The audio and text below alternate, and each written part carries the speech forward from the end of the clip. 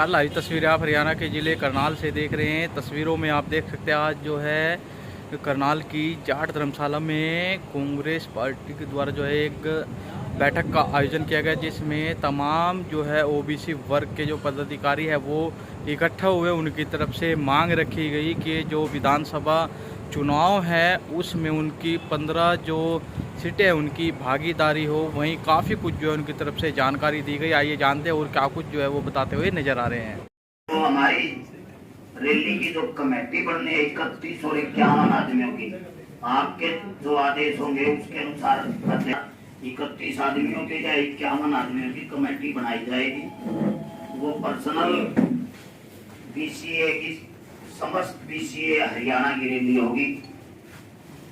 उसमें जो कमेटी के प्रवक्ता हमने पहले इंदर जाजनाला जी प्रवक्ता होंगे, जो भी जवाब देना, जो भी करनी प्रेस। चाहूंगा कि आज बड़ी महत्वपूर्ण जो मीटिंग है वो पूरे हरियाणा प्रदेश से अति पिछड़ा वर्ग के जो साथी करनाल में पहुंचे हैं वो अपनी राजनीतिक भागीदारी के लिए और अपने जीवन को किस तरीके से समृद्ध और सुखद बनाया जा सके उसके लिए राजनीतिक पार्टियों से क्या डिमांड हम रखते हैं, उसके लिए आज ये मीटिंग रखी गई है। हरियाणा प्रदेश के अलग अलग जिलों में लगातार ये मीटिंग जारी है। पिछले 5 साल में काफी मीटिंग अलग अलग जिलों के अंदर हुई और आज करनाल में जाट भवन के इस कॉन्फ्रेंस हॉल के अंदर हम करनाल के और पूरे हरियाणा के अति पिछड़ा वर्ग के साथी यहाँ पे आप लोगों से रूबरू होने के लिए पहुंचे। आगे जो जो हमारी डिमांड और जो जो अति पिछड़ा वर्ग अपनी बात, पीड़ा और अपनी डिमांड्स मीडिया के मार्फत वो राजनीतिक पार्टियों और उसमें खास तौर पर क्योंकि कांग्रेस पार्टी के सारे कांग्रेस पार्टी के अति पिछड़ा वर्ग के लोग यहाँ पे हैं, तो कांग्रेस पार्टी के नेताओं के सामने भी हमारी क्या डिमांड है उसके लिए मैं हमारे भाई जाजनवाला जी, इंद्रजीत जी, उनको आमंत्रित करूंगा कि वो हम सब की तरफ से अपना वक्तव्य आप लोगों के बीच में रखें और उसके बाद जितने भी हमारे साथी प्रेस साथियों को का बहुत बहुत धन्यवाद कि आप लोग यहाँ आए। साथियों, आज की मीटिंग का उद्देश्य है अति पिछड़ा वर्ग समाज की कांग्रेस पार्टी से लेकर के चुनाव घोषणा पत्र में कौन सी इस समाज की जो डिमांड्स हैं मुख्य है उनके ऊपर विचार विमर्श करने हेतु वह अति पिछड़ा वर्ग को कांग्रेस पार्टी में राजनीतिक भागीदारी हेतु आज की ये मीटिंग बुलाई गई है। इसीलिए ये अति पिछड़ा वर्ग के कांग्रेस से जितने भी साथी जुड़े हुए हैं या समाज है, समाज की भी भावना है कि अति पिछड़ा वर्ग कांग्रेस पार्टी का परंपरागत वोट रहा है। इसीलिए इनकी ये डिमांड है कि हमें 16% आरक्षण के हिसाब से 15 टिकटें बनती है अति पिछड़ा वर्ग की। कांग्रेस पार्टी अति पिछड़ा वर्ग को 15 टिकटें दे। उसके साथ साथ चुनाव घोषणा पत्र में जो मुख्य मांग है समाज की वो क्या है? सबसे पहले हमारी जो जातीय जनगणना की जो मांग है वो पूरे देश और प्रदेश स्तर पे है। जब तक जातीय जनगणना नहीं होगी, जब तक ये पता नहीं चल सकता कि कौन कितने प्रतिशत है, किसको कितना हिस्सा मिलना चाहिए। जबकि कांग्रेस पार्टी के हमारे पूर्व अध्यक्ष माननीय राहुल गांधी जी हर मंच पे जातीय जनगणना की बात करते हैं, तो ये समाज कांग्रेस पार्टी से भी ये निवेदन करता है कि ये चुनाव घोषणा पत्र में जब भी अभी 2024 का चुनाव है और इसमें हमें पूर्ण विश्वास है कि कांग्रेस पार्टी की सरकार हरियाणा में बनेगी, तो बिहार में जब जातीय जनगणना हो सकती है तो ये समाज चाहता है कि हरियाणा में भी कांग्रेस की सरकार बने और बिहार की तर्ज पे जातीय जनगणना हो। उसके साथ साथ मंडल कमीशन आयोग की रिपोर्ट 1995 से अधूरी है, तो इसीलिए ये समाज चाहता है कि मंडल कमीशन आयोग की सभी सिफारिशें 18 सिफारिशें हैं वो भी कांग्रेस पार्टी सत्ता में आने के बाद वो लागू करे।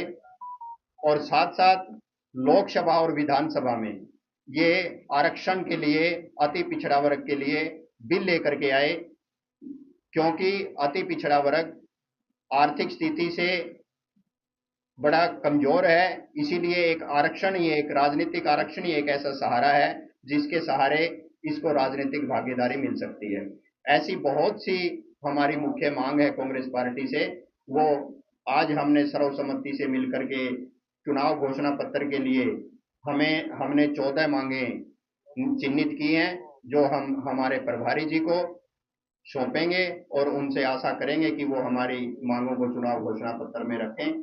बाकी मैं ये चाहूँगा कि हमारे सभी साथी अति पिछड़ा वर्ग के जो भी सभी हलकों से यहाँ आए हैं, और इनमें से लगभग 25-30 साथी ऐसे हैं जो विभिन्न हलकों के अंदर कांग्रेस पार्टी का झंडा बुलंद किए हुए हैं, और इस आस में है कि कांग्रेस पार्टी उन्हें टिकट दे और वो एमएलए बने। तो साथियों, ऐसे सभी साथी हमारे बीच में आए हैं। अब मैं चाहूँगा कि हमारे बीच में तेलूराम जांगड़ा जी, जो पिछड़ा वर्ग आयोग के पूर्व चेयरमैन भी रहे हैं, झांसी से हैं, वो अपनी बात रखेंगे। इसमें बात करेंगे इंद्र जाजनाड़ा ही प्रवक्ता, उनके हमने पहले आप लोगों की सलाह से फाइनल किया था, तो इंद्र जी फाइनल है। जो टिकट अपनी जो मांग रहे हैं बीसीए की, वो 16% ही मांगे। इंद्र जी ने बता दिया, तो हम कहते हैं जी हमारी आबादी के हिसाब से दे दो। हम तो मंडल कमीशन ने जो आरक्षण लागू कर रखा है उसके हिसाब से 16% मांग रहे, 14 बनती, हमें 14 दे दो। उसमें तो हमारा एक ही कहना है कि कांग्रेस पार्टी के जितने साथी बीसीए के यहाँ हैं, हमारा एक यहाँ पे जो फैसला हुआ रैली करने का, और हमारी जो 16% आरक्षण है उसके हिसाब से विधानसभा में आने वाले चुनाव में 16% के हिसाब से 15 टिकटें बनती, वो 15 टिकटें कांग्रेस पार्टी हमें दे और हमारे साथियों को चुनाव लड़ाया जाए और वो विधायक बने, ताकि हमारे समाज की बात विधानसभा में कह सके। यही मेरा कहना था। मैं अब आदरणीय योगी जी से करूँगा। सारी बातें हमारे साथियों ने रखी हैं, और जैसे कि राजनीतिक भागीदारी की बात थी, उसमें हमें 15 टिकटों की बात थी। इसके साथ के साथ एक बात जो बहुत ही महत्वपूर्ण है, कांग्रेस पार्टी का जो संगठन बनने जा रहा है, हमारा ये अति पिछड़ा वर्ग ये भी चाहता है कि उसमें भी 16% भागीदारी जो है संगठन में हमारे लोगों की हो। और एक बात मैं और कहना चाहूँगा, पिछले दिनों में सरकार ने एक क्रीमी लेयर के बारे में घोषणा की थी, केवल घोषणा। आज हमारे जो छात्र हैं, पिछड़ा वर्ग के जो लोग हैं, वो एडमिशन के लिए इधर उधर भाग रहे हैं, लेकिन आज तक वो नोटिफिकेशन जारी नहीं हुआ है, जो एक चुनावी घोषणा और मीठी गोली हुई है। तो मैं सरकार से निवेदन करता हूं कि उसको पूर्ण रूप से लागू करें, अन्यथा जनता के बीच में बताएं कि वो घोषणा सिर्फ मीठी गोली थी। धन्यवाद। संख्या प्रदेश की कुल जनसंख्या का 1/3 है, लेकिन सामाजिक और राजनीतिक तौर के ऊपर इस वर्ग के साथ बहुत अन्याय होता आ रहा है। ये जितनी भी लोग यहाँ पर बैठे हैं, पूरे प्रदेश के भिन्न भिन्न हलकों से कांग्रेस पार्टी में निष्ठा रखने वाले हैं, और वो राजनीतिक हिस्सेदारी की बात करते हैं। माननीय राहुल गांधी जी ने ये कहा है कि जिसकी जितनी संख्या भारी उसे मिले उतनी हिस्सेदारी। इसी बात को लेकर के आज हम यहाँ पर इकट्ठे हुए हैं, और हम ये चाहते हैं कि जिस प्रकार से नौकरियों और शिक्षा के अंदर बीसीए को 16% आरक्षण मिला हुआ है, वो राजनीति में भी 16% दे, और इस प्रकार से हमें 15 टिकटें बनती हैं। तो 2024 का जो विधानसभा चुनाव है, उसमें 15 टिकटें जो हैं अति पिछड़ा वर्ग को, बीसीए कैटेगरी के लोगों को दे। इसके साथ साथ मैं हरियाणा सरकार को भी आपके माध्यम से ये कहना चाहूंगा कि 2018 से लेकर 24 तक इस पिछड़ा वर्ग के साथ जो असंवैधानिक क्रीमी लेयर लागू करके जो अन्याय किया है, और माननीय मुख्यमंत्री जी ने ये घोषणा भी की है गुड़गांव के अंदर कि वो इसको वापस करेंगे और केंद्र की तर्ज पर करेंगे, लेकिन वो केवल मात्र घोषणा ही होती नजर आ रही है। वो जल्दी से जल्दी इस नोटिफिकेशन जो है इसका जारी करे, ताकि अति पिछड़ा वर्ग के लोगों को 8 जुलाई से जो काउंसलिंग शुरू हो रही है उसके अंदर उनको बेनिफिट मिल सके। साथियों, मैं तो केवल इतना कहना चाहूंगा कि पहले हमेशा पिछड़ा वर्ग का वोट कांग्रेस पार्टी को पड़ता था, और कांग्रेस पार्टी को जो वोट पड़ता था, सदियों से कांग्रेस पार्टी चली आ रही है। 10 साल पहले कांग्रेस पार्टी भूल गई बीसी समाज को। बीसी समाज का वोट कटना शुरू हो गया और बिल्कुल दूर चला गया कांग्रेस से, जिसका रिजल्ट ये हुआ कि कांग्रेस पिछले काफी समय से 250 सीटें भी पार नहीं करती, क्योंकि सारा ओबीसी समाज कट चुका है। हम अपने कांग्रेस पार्टी के राष्ट्रीय अध्यक्ष पूर्व में रह चुके और मौजूदा अध्यक्ष श्री खड़गे जी से, सोनिया गांधी जी से और हरियाणा के हमारे जितने भी लीडर हैं, नेता हैं, उनसे हम यही मांग करते हैं कि बीसीए को दोबारा अपने साथ जोड़ा जाए, उनको राजनीतिक रूप से, और सरकार जब आए तो सरकार में भागीदारी। धन्यवाद। जाजनवाला जी, साथ में तेलूराम जांगड़ा जी और अन्य साथियों ने आपके सामने रखा। आज मुख्य रूप से पिछड़ा वर्ग की भागीदारी और राजनीतिक तौर पे क्या हो और किस तरीके से अति पिछड़ा वर्ग के हमारे बच्चों के भविष्य को सुखद बनाने के लिए सरकारों से हमारी डिमांड रहनी चाहिए, उसी उद्देश्य को लेकर आज हम यहाँ पे एकत्रित हुए। सबसे पहली हमारी राजनीतिक भागीदारी की डिमांड है कि जिस तरीके से चौधरी कांसीराम जी का नारा होता था, जितनी जितनी जिसकी संख्या भारी उतनी उसकी भागीदारी, और उसी नारे पे आदरणीय राहुल गांधी जी ने पूरे देश के अंदर समय समय पर अति पिछड़ा वर्ग और दलित समाज को अवसर दिया भी है। और हमें क्योंकि कांग्रेस पार्टी हमेशा हाशिए पे खड़े लोगों की बात करती है, उनके लिए अलग अलग प्रकार के कानून भी बनाती है, इस करके हमें पूर्ण रूप से हम आशान्वित हैं कि आदरणीय राहुल गांधी जी और खड़गे जी वो अति पिछड़ा वर्ग को पूर्ण रूप से भागीदारी देने का कार्य करेंगे। अगर नहीं आप हरियाणा में देखें तो ओबीसी वर्ग ए और बी में बटा हुआ है। एक एक करके आप जी, अगर आपकी बात नहीं सुनी जाती, आपको जो आपकी मांग है नहीं दी जाती, उसके बाद क्या स्टैंड रहेगा? देखिए, हम सब लोगों का एक ही स्टैंड है। हम कांग्रेस पार्टी के कार्यकर्ता हैं, कांग्रेस पार्टी के लिए लगातार काम कर रहे हैं। किसी प्रकार का दबाव किसी के ऊपर बनाना ही हमारा मकसद नहीं है। हम सबका मकसद है कि अपने अधिकार के लिए पूरी चेतना के साथ हम खुद की पार्टी के भीतर भी और अन्य पार्टियों के सामने भी, कि अकेली कांग्रेस पार्टी ही नहीं, जितनी भी पार्टियां पूरे हिंदुस्तान के अंदर और हरियाणा प्रदेश के अंदर हैं, सबको संज्ञान लेना चाहिए। और अगर कांग्रेस पार्टी अति पिछड़ों को, क्योंकि पहले 2 या 3 टिकट जो है वो अति पिछड़ों को मिलती थी, लेकिन पिछली बार जब हरियाणा प्रदेश की अध्यक्षा कुमारी शैलजा जी और सीएलपी नेता चौधरी भूपेंद्र सिंह हुड्डा जी होते थे, तो इन दोनों ने मिलकर 6 टिकटें पहले अति पिछड़ा वर्ग को हरियाणा प्रदेश में देने का कार्य किया था। तो निश्चित तौर पे उसका लाभ भी हमें मिला, लोकसभा चुनाव में उसका लाभ मिला। तो हम अपनी पार्टी के भीतर संगठनात्मक रूप से और राजनीतिक टिकट के रूप में अपने लोगों की भागीदारी के लिए बड़े विनम्र भाव से अपनी बात रख रहे हैं। 15 टिकटें हमारे साथी जो है हर विधानसभा के अंदर बड़ी एक्टिवली अपना काम कर रहे हैं। पूरे हरियाणा प्रदेश के अंदर कौन सी 15 टिकटों की बात है, इसके बारे में इंद्रजीत जाजनवाला जी उन सारी लिस्ट के साथ आपके सामने अपनी बाइट के अंदर बात रखेंगे।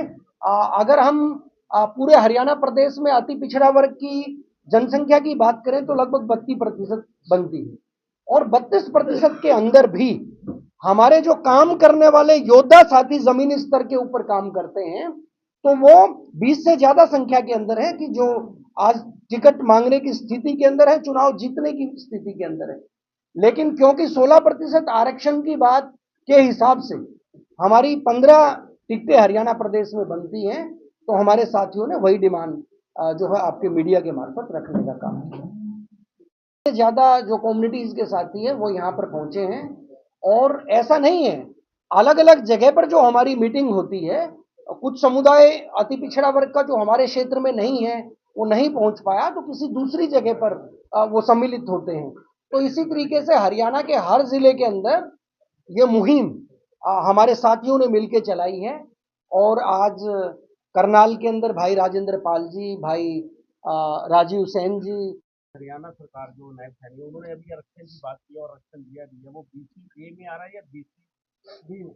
क्या मैं सीधे तौर पे नायब सैनी जी हम इस चीज का सम्मान करते हैं कि वो भी पिछड़ा वर्ग से हैं, हरियाणा प्रदेश के मुखिया हैं, और उनसे भी हम ये चाहेंगे कि आज उनके सिर के ऊपर भारतीय जनता पार्टी ने ताज रखा, तो अभी समय है, वो 16% भारतीय जनता पार्टी के अंदर अति पिछड़ों को आरक्षण दे, हम तालियों से उनका खड़े होकर स्वागत करेंगे।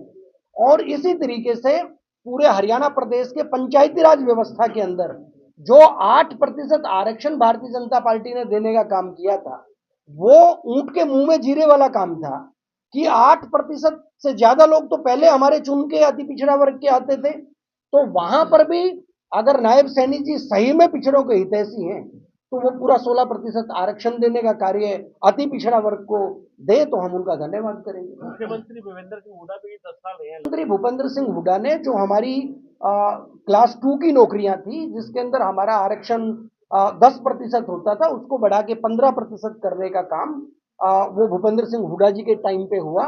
और कांग्रेस पार्टी के समय में ही हमारा केस कला बोर्ड बना, जिसके मार्फत हमारे जो केस कलाकार भाई थे उनको सुविधाएं और लोन जो है वो देना जो है वो आरंभ हो सकता था, लेकिन कांग्रेस की सरकार हुई और भारतीय जनता पार्टी ने वो नहीं किया। और इसी तरीके से माटी कला बोर्ड जो है वो हरियाणा प्रदेश के अंदर बना, जो कुंभकार साथी जो मिट्टी से काम करते हैं, तो उन लोगों को लोन की व्यवस्था जो कांग्रेस पार्टी करने वाली थी, लेकिन भारतीय जनता पार्टी ने अधूरा बीच में लटकाने का कार्य किया। और सबसे बड़ी बात, आज भारतीय जनता पार्टी अति पिछड़ा और पिछड़ा वर्ग को जो बरगलाने के लिए और उनके बीच में दो फाड़ करके उनको बांटने का काम कर रही है, तो पिछड़ा वर्ग की ताकत को कमजोर करने का काम कर रही है। अगर कई स्टेट्स में देखा जाए तो ए और बी कैटेगरी तो क्या करते हैं? देखिए, निश्चित तौर पे जो कैटेगरीज ए और बी हैं वो निश्चित तौर पे होनी ही चाहिए, क्योंकि अति पिछड़ा वर्ग के पास वो संसाधन नहीं है। जो पिछड़ा वर्ग यानी ओबीसी यानी बीसी बी जो समाज है, उनके अंदर वो भी हमारे पिछड़े वर्ग के भाई हैं, लेकिन अधिकतर लोगों के पास संसाधन जो हैं वो विस्तृत हैं और अपनी आजीविका के साधनों के साथ वो मुख्य धारा के अंदर पहले से आए हुए हैं। लेकिन अति पिछड़ा वर्ग के लोगों के पास जो जमीन और कृषक समाज से नहीं जुड़े हुए, अधिकतर लोग मजदूरी करने वाला वर्ग है, तो निश्चित तौर पे बी जो ए और बी समाज है उसको उसी अनुरूप जो है उनका हिस्सा मिलना चाहिए। बहुत बड़ा डिफरेंस ये है, राजकुमार सैनी जी लगातार एक जाति को टारगेट करके हरियाणा प्रदेश में 35 और 1 का नारा देते रहे। हमारा कोई भी मकसद पूरे हरियाणा प्रदेश में जातीय विभाजन नहीं है, न हम पोलराइजेशन चाहते। राहुल गांधी जी जिस तरीके से पूरे देश को जोड़ने के लिए न धर्म का कोई बंटवारा हो, न जाति के नाम पे कोई बंटवारा हो, अखंड भारत का निर्माण हो, हम सभी अति पिछड़ा वर्ग के लोग भी एकजुट होकर सिर्फ अपने अधिकार को मांगने की बात करते हैं। किसी दूसरे के अधिकार के ऊपर डाका डालना या उनको अधिकार मांगने से रोकना, ऐसा हमारा मकसद नहीं है। अखंड भारत का समर्थन करते हो आप लोग? डेफिनेटली समर्थन करते हैं। राहुल जी हिंदू जी आरएसएस को टारगेट बना रहे हैं, क्योंकि वो खाकी कच्छा पहन के इस देश के अंदर बंटवारा करने का काम कर रहे हैं। अगर सिर्फ आरएसएस के लोग हिंदू हैं तो हम कहां? धर्म को मैं वही बोल रहा हूं, वो धर्म को बीच में नहीं घुसेंगे। चारों धर्म के बारे में उन्होंने इस देश की लोकसभा के अंदर बात रखी। उन्होंने कहा कि जो लोग हिंसा करते हैं वो हिंदू नहीं हो सकते। आप बताइए, आप पत्रकार साथी हो, अगर आप हिंसक हैं तो क्या आप अपने आप को स्वामी दयानंद वाला हिंदुत्व का चोला पहनाना चाहेंगे? तो निश्चित तौर पे अगर हिंदुत्व की कोई बात करेगा तो वो पूर्ण रूप से अहिंसक, शुद्ध अहिंसक होना चाहिए। तो हमारी रैली की जो कमेटी बनने 31 और 51 आदमियों की, आप